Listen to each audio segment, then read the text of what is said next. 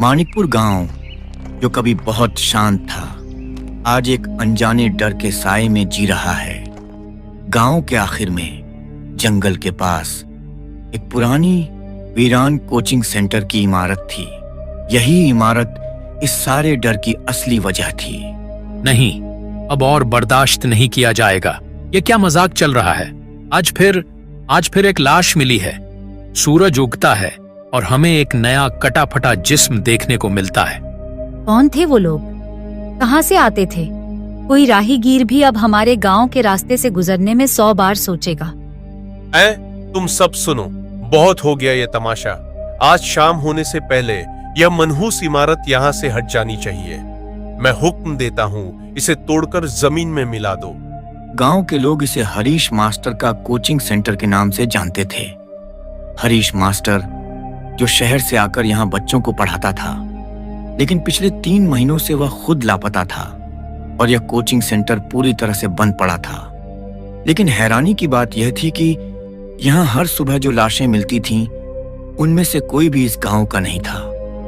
वे सब बाहर के लोग थे, शायद शहर से आए मजदूर या रास्ते से गुजरते राहीगीर। और हर लाश की हालत दिल दहला देने वाली थी। किसी के शरीर से हाथ और पैर काटकर अलग कर दिए गए होते, जैसे किसी ने कुल्हाड़ी से पेड़ की शाखें काटी हों।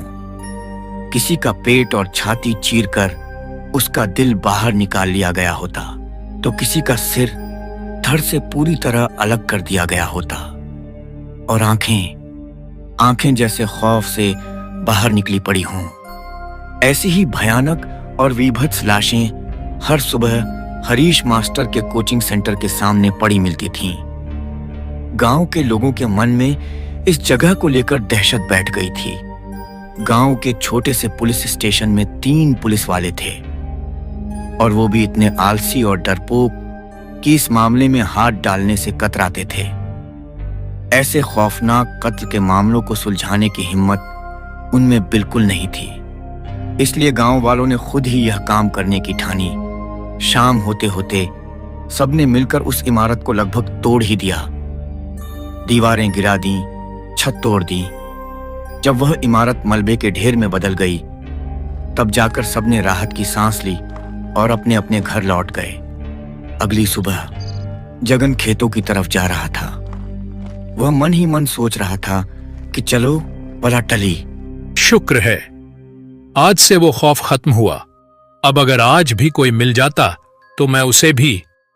अरे, जगन की नजरें एक जगह जाकर जम गईं। वो क्या दिख रहा है? वो तो हरीश मास्टर का कोचिंग सेंटर है ना। ये कैसे हो सकता है? कल ही तो हम सबने मिलकर इसे तोड़ दिया था, मेरी आंखों के सामने। फिर यह अभी भी सही सलामत कैसे खड़ा है? जगन की आंखों के सामने वही 2 मंजिला कोचिंग सेंटर खड़ा था, जैसे उसे कभी तोड़ा ही न गया हो। उस पर एक खरोंच तक नहीं थी, पेंट तक नहीं उखड़ा था। जगन के हाथ पैर कांप गए। वह उल्टे पांव दौड़ा और सीधा मुखिया हरदयाल के घर पहुंचा। वह हांफते हुए मुखिया को पुकारने लगा। मुखिया जी, अरे गजब हो गया, बाहर आओ। क्या रे जगह, सुबह सुबह ऐसे क्यों चिल्ला रहा है? कोई भूत देख लिया क्या? ना मुखिया जी, वो कोचिंग सेंटर जिसे हमने कल तोड़ा था, वो वैसे का वैसा ही खड़ा है। क्या बक रहा है? सुबह सुबह ही भांग पी ली क्या? कल अपनी आंखों से उसे मलबे में बदलते देखा है हमने। नहीं मुखिया जी, मैंने कुछ नहीं पिया है। मेरी बात का यकीन करो, आप खुद चलकर देख लो। चल कर देखता हूं, लेकिन याद रखियो जगह, अगर तेरी बात झूठी निकली तो तेरी गर्दन जाएगी आज। मुखिया हरदयाल, जगन और कुछ और लोगों के साथ उस जगह पहुंचे। जैसे ही उनकी नजर कोचिंग सेंटर पर पड़ी, सबके होश उड़ गए। जगन जो कह रहा था वह शब्द शब्द सच था।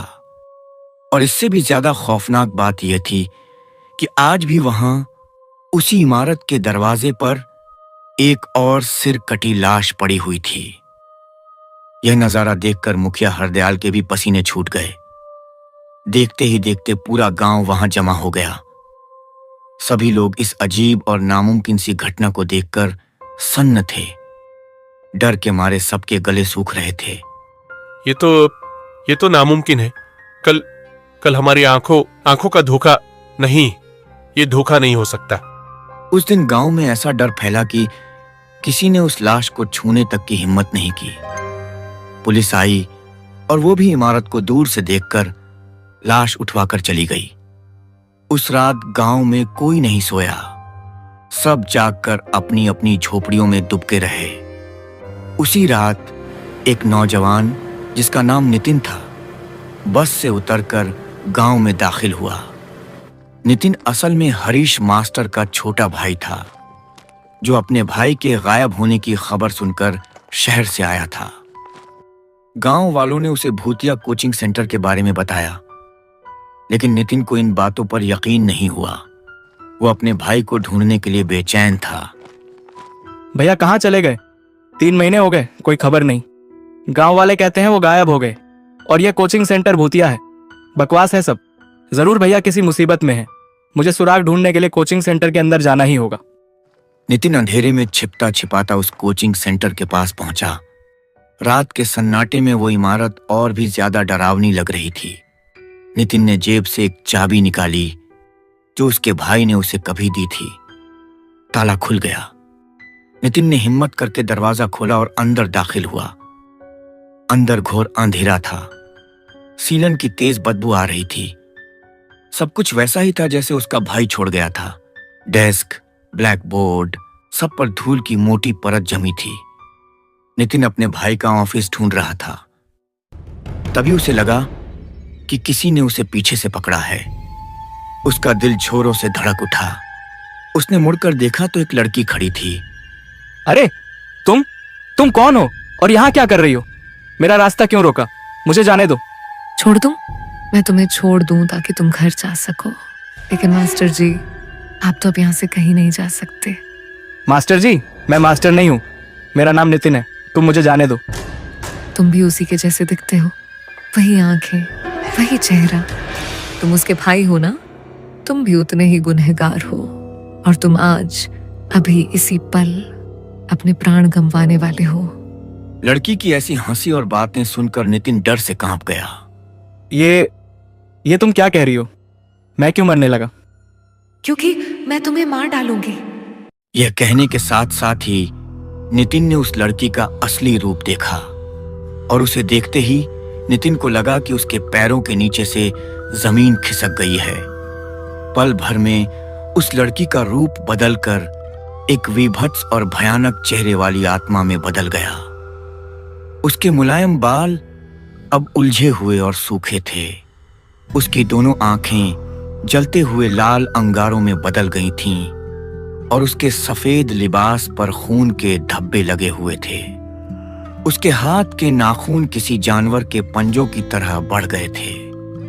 नितिन को लगा कि वह चक्कर खाकर गिर पड़ेगा, लेकिन फिर भी वह खुद को संभालकर वहीं खड़ा रहा।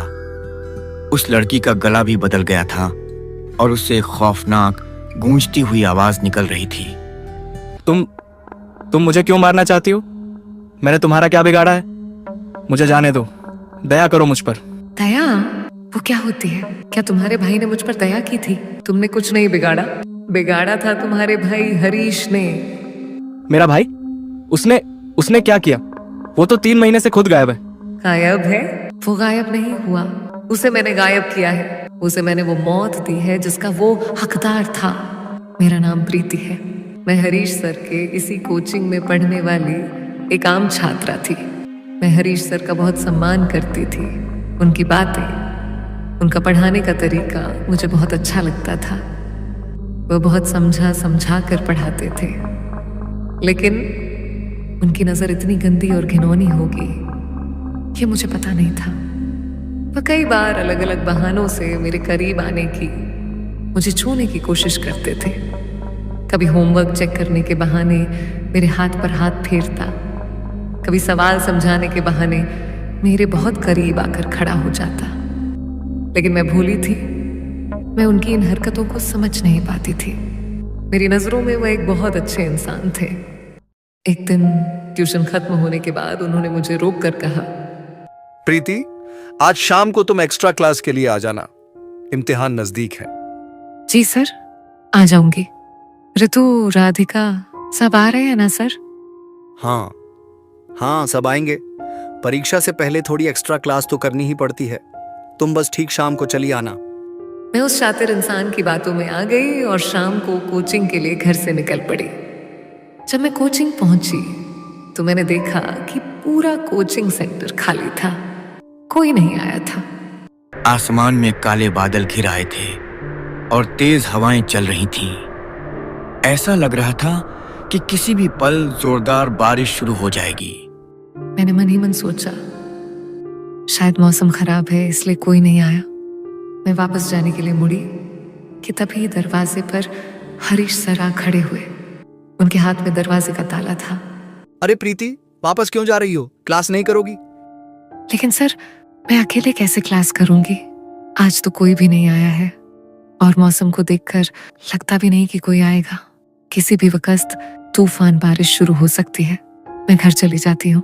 अब तो शायद ही कोई आएगा प्रीति, और मैंने तुम्हारे सिवा किसी और को आने के लिए कहा भी नहीं था। क्यों? आपने ही तो कहा था कि सब एक्स्ट्रा क्लास के लिए आएंगे, इसीलिए तो मैं आई। वो तो अगर मैं नहीं कहता तो तुम क्या आती, और मैं तुम्हें अकेले पाता कैसे? मैं सर की बातों का मतलब समझ गई थी। मैं डर गई और कोचिंग से बाहर भागने लगी, लेकिन उस दरिंदे ने मेरा हाथ पकड़ लिया। उस दिन शायद ऊपर वाला भी मेरे खिलाफ था। मेरे मन के डर की तरह बाहर भी जोरदार तूफान और बारिश शुरू हो गई। उस अंधेरे में, उस बंद कमरे में मैंने उस इंसान के अंदर का जानवर देखा। जो इंसान हमें ज्ञान और तहजीब की बातें सिखाता था, उसके मुंह में एक खूंखार जानवर बसता था। यह मुझे उस दिन पता चला। तूफान और बारिश के शोर में मेरी चीखें दबकर रह गईं। मेरी आवाज आसमान को चीर रही थी, लेकिन उस हैवान हरीश को मुझ पर जरा भी दया नहीं आई। उसने अपनी हवस पूरी की और जब मैं वहशीपन बर्दाश्त नहीं कर पाई और मर गई, तो उस जालिम ने मेरी लाश को मेरे माँ बाप को देने की बजाय इसी कोचिंग सेंटर के फर्श को खोदा और मुझे जमीन के नीचे दफना दिया। मेरे बेचारे माँ बाप पागलों की तरह मुझे ढूंढते रहे, पागलों की तरह मुझे ढूंढते रहे। वो आज तक मेरा इंतजार कर रहे हैं। उस दिन मेरी मौत के साथ मैं एक आत्मा बन गई। मैंने पहले उस हैवान हरीश को मारा, उसे तड़पा तड़पा कर मारा, उसके जिस्म के वही टुकड़े किए जो वो दूसरों के साथ करना चाहता था। लेकिन मेरा गुस्सा शांत नहीं हुआ। ये इमारत मेरी कब्र है, और जो कोई भी इस गांव की हद में आता है, मुझे लगता है वो भी हरीश जैसा ही है। मैं उन्हें मार देती हूँ और ये इमारत, इसे कोई नहीं तोड़ सकता। जब तक मुझे इंसाफ नहीं मिलता, ये हर रोज वापस खड़ी हो जाएगी। और आज तुम्हारी बारी है। तुम उसके भाई हो, तुम भी उसी के खून हो, मरो। प्रीति की आत्मा अपने नुकीले नाखूनों के साथ नितिन की तरफ बढ़ी। नितिन, जो खुद एक सीधा साधा इंसान था, प्रीति की दर्दनाक कहानी सुनकर उसकी आंखों में आंसू आ गए। रुको, प्लीज रुको प्रीति, तुम्हारी बातें सुनकर मेरा दिल दहल गया है। मैं तुम्हारा दर्द समझ सकता हूँ। मैं तुम्हारे माँ बाप का दर्द समझ सकता हूँ। मेरे भाई ने जो किया वह पाप था, वह एक जानवर था। लेकिन मैं बेकसूर हूँ प्रीति। मैं शहर में रहता था, मुझे उसके इन काले कारनामों की कोई खबर नहीं थी। मुझे मारकर तुम्हें क्या मिलेगा? एक और बेकसूर की जान। बेकसूर? यहाँ कोई बेकसूर नहीं है। हूँ, और मैं तुम्हें इंसाफ दिलाना चाहता हूँ। मुझे मत मारो, मुझे एक मौका दो। मैं दुनिया को तुम्हारे साथ हुए अन्याय के बारे में बताऊंगा। मैं वादा करता हूँ तुम्हारे शरीर का अंतिम संस्कार पूरे सम्मान के साथ होगा, ताकि तुम्हारी आत्मा को शांति मिल सके। नितिन की आंखों में सच्चाई और डर के आंसू देखकर प्रीति की आत्मा, जो बदले की आग में जल रही थी, एक पल के लिए रुकी। उसे नितिन की बातों में सच्चाई नजर आई। एक ठंडी हवा का झोंका आता है और आत्मा गायब हो जाती है। अगली सुबह नितिन सीधा मुखिया हरदयाल के पास गया और उन्हें रात में घटी सारी घटना और प्रीति की पूरी कहानी सच सच बता दी। क्या बक रहे हो नितिन? तुम अपने भाई को बचाने के लिए यह कहानी गढ़ रहे हो? नहीं मुखिया जी, मेरा भाई मर चुका है। उसे प्रीति की आत्मा ने मार डाला और वो तब तक बेकसूरों को मारती रहेगी जब तक हम उसे इंसाफ नहीं दिलाते। उस कोचिंग सेंटर के फर्श के नीचे प्रीति की लाश दबी है।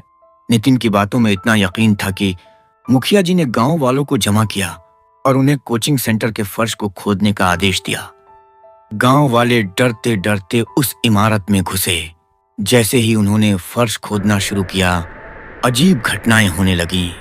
तेज हवा चलने लगी और इमारत से एक लड़की के रोने की दबी दबी आवाजें आने लगीं। लेकिन गांव वाले रुके नहीं और फिर एक फावड़ा किसी सख्त चीज से टकराया। अरे यहाँ कुछ है। जब उन्होंने मिट्टी हटाई तो वहां सच में एक कंकाल मिला जो एक सफेद लिबास में लिपटा हुआ था। पूरा गांव यह देखकर सन्न रह गया। नितिन की बात सच निकली थी। मुखिया हरदयाल ने तुरंत प्रीति के माँ बाप को खबर करवाई और उस कंकाल का पूरे विधि विधान से गंगा किनारे अंतिम संस्कार किया।